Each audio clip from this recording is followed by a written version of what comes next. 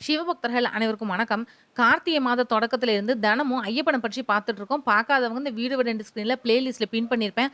உங்களுக்கு நேரம் இருக்கிறப்ப அதையும் பாருங்க. இன்னைக்கு இருமுடியோட மகிமைய பத்தி தான் பார்க்க போறோம். சபரிமலையையும் அங்க வீற்றிருக்கக்கூடிய ஐயப்பனையும் நினைச்சாலே உடனே நம்மளோட நினைவுக்கு வரக்கூடிய முதல் விஷயம் இருமுடி தான். ஐயப்பனோட வழிபாட்டுல இருமுடி ரொம்பவே புனிதமானது. தன்னோட உடலையும் உள்ளத்தையும் தூய்மையாக்கி மனம் உருகி ஐயப்பனை வேண்டக்கூடிய பக்தர்கள் ஐயப்பனோட திருமேனி அபிஷேகத்துக்குரிய நெய்யையும் பூஜை பொருட்களையும் கட்டி சுமந்து செல்லக்கூடிய பையத்தான் இருமுடின்னு சொல்றோம். இருமுடிய கோவில்ல வச்சும் கட்டலாம், வீடுகள்ல வச்சும் கட்டலாம். வீடுகளை வச்சு இருமுடி கட்டுறப்போ அந்த ஐயப்பனே அங்க வாசம் செய்யறதா ஐதீகம். இருமுடி கட்டக்கூடிய நாள்ல வீட்டை சுத்தப்படுத்தி ஐயப்பனோட படத்தை மலர்களால் அலங்காரம் செஞ்சு படத்துக்கு முன்னாடி நெய் விளக்கு ஏற்றி வைக்கணும்.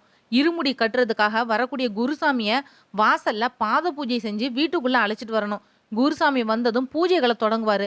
அப்போ ஐயப்ப பக்தர்கள் பஜனை பாடல்களை பாடுவாங்க. இருமுடி கட்டிக்கொள்ளக்கூடிய ஐயப்ப பக்தர் குருசாமிக்கு கிட்டக்க இருக்கக்கூடிய ஐயப்பன் படத்துக்கு முன்னாடி தேங்காயில நெய் நிரப்ப தொடங்குறப்போ நம்மளோட பிரார்த்தனைகளோடு சாமியே சரணம்னு சொன்னபடி தேங்காயில நெய்யை நிரப்பணும். வீட்டில் இருக்கக்கூடிய யாராவது நெய்யை நிரப்பணும் அப்படின்னு விரும்புனா அவங்களும் தேங்காயில நெய் நிரப்பலாம். நெய் நிறைஞ்சதுக்கு அப்புறமா அதை மூடி சந்தனம் குங்குமம் பூசி ஒரு சின்ன பையில அதை வைப்பாங்க. அதுக்குள்ள காணிக்கை பணமும் அன்னதானத்துக்கு கொஞ்சமா அரிசியும் வைக்கப்பட்டிருக்கும்.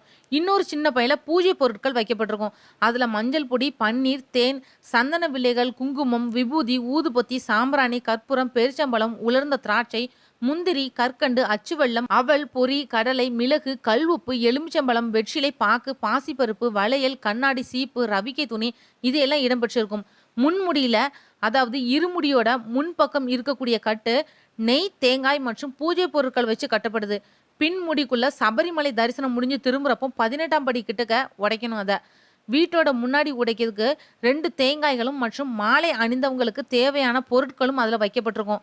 வசதி வாய்ப்புகள் இல்லாத முன் காலத்துலலாம் இருமுடிக்குள்ள பின்முடியில சமையலுக்கு தேவையான அரிசி மற்றும் வழியில சாப்பிட்றதுக்கு தேவையான உணவுப் பொருட்களை சுமந்து போயிருக்காங்க. இருமுடி கட்டி முடிச்சதுக்கு அப்புறமா வீட்டில் நம்மளால முடிந்த அளவுக்கு அன்னதானம் கொடுக்கலாம். இருமுடி கட்ட குருசாமி தூக்கி அவங்களோட தலையில வைக்கிறப்போ அவரோட பாதத்தை தொட்டு வணங்கணும். தலையில இருமுடி சுமந்ததும் வீட்டு வாசல்ல தேங்காயை உடைச்சிட்டு திரும்பி பார்க்காம தலையோட இருமுடி கட்டும் மனசுல ஐயப்பனோட நினைவுமா புனித யாத்திரையை தொடங்கணும்.